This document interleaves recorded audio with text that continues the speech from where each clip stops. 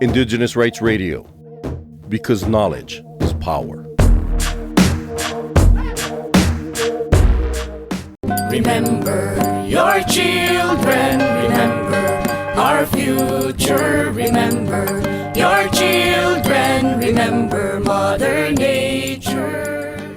The global land back movement is a collective effort made by indigenous communities to reclaim land lost to colonialism. This movement, active in the US, Australia, Canada, and other countries, seeks to reclaim land stolen for various reasons, including conservation, industry, and perceived progress.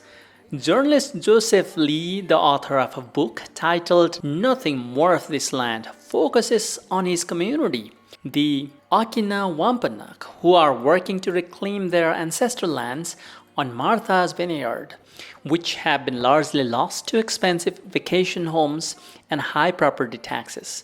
Indigenous communities, recognized as the best stewards of the environment, often initiate these reclamation efforts through fundraising, donations, or direct actions, while governments and corporations often resist. Joseph Lee says that there is a growing recognition among non-indigenous communities that working with native peoples is crucial for environmental protection. The land back movement is a continuous struggle that, while evolving in form, maintains the core purpose of asserting indigenous peoples' rights and connection to the land, which is central to their culture and identity.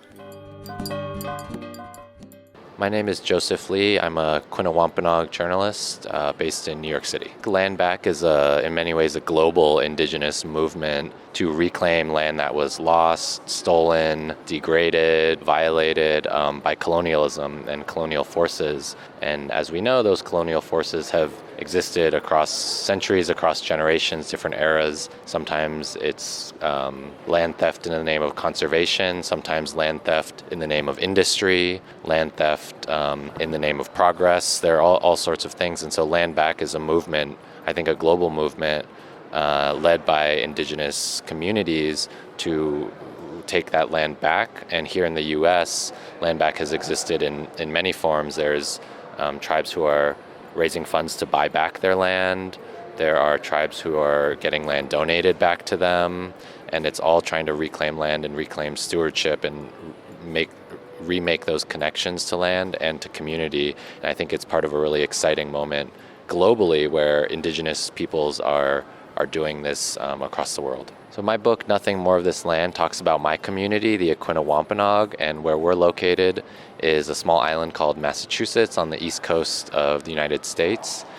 And it's a place that's known for being a kind of fancy vacation destination, and we've lost a lot of our land to these very expensive homes. Tax property values are really high. We can't afford to live there anymore. Tourism is a big issue that we're dealing with.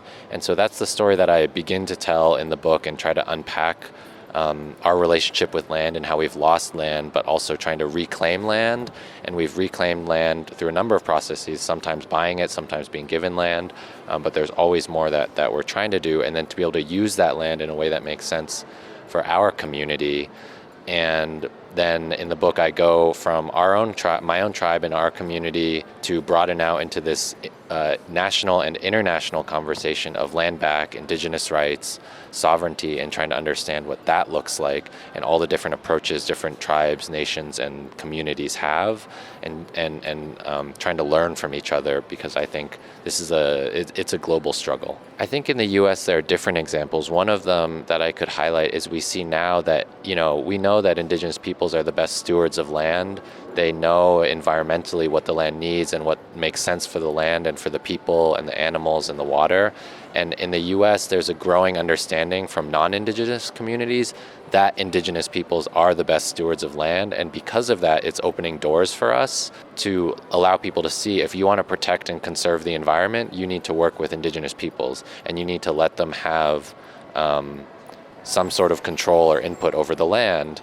And so I think that's where it's starting here, and that's leading to some exciting opportunities. But of course, governments, corporations are always pushing back. against Indigenous sovereignty and Indigenous power. And so that's always an ongoing thing. And so I think it starts from the Indigenous community asserting itself and taking the initiative. And it's always a fight, but I think hopefully more and more opportunities are beginning to open up. It's always challenging, and it's been challenging for generations and centuries, and it will continue to be challenging.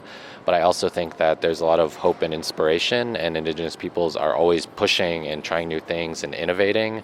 And I think that's very exciting.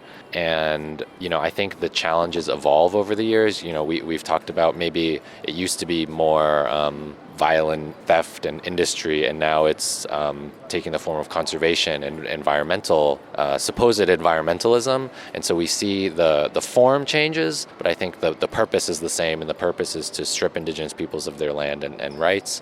And so that's what we're seeing. There are no Indigenous people without the land, and the relationship between Indigenous peoples and the land is everything, and that's the heart of culture and community and sovereignty and everything that's important. And there's such a strong relationship between Indigenous peoples and the land and environment, and that's what Indigenous peoples around the world are fighting for right now. And so I think that's the challenge, is to assert that and find ways to make that work. We need to learn from each other and find ways to connect. I think in many ways the purpose of colonialism is to divide us and not allow us to see those connections. But I think when we can see those connections, there's a lot that we can find.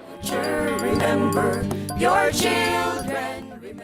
For more information on the rights of Indigenous peoples, visit cs.org and follow Cultural Survival on Facebook, Instagram, LinkedIn, Threads, and Blue Sky. Your children remember our future. Remember your children. Remember Mother Nature.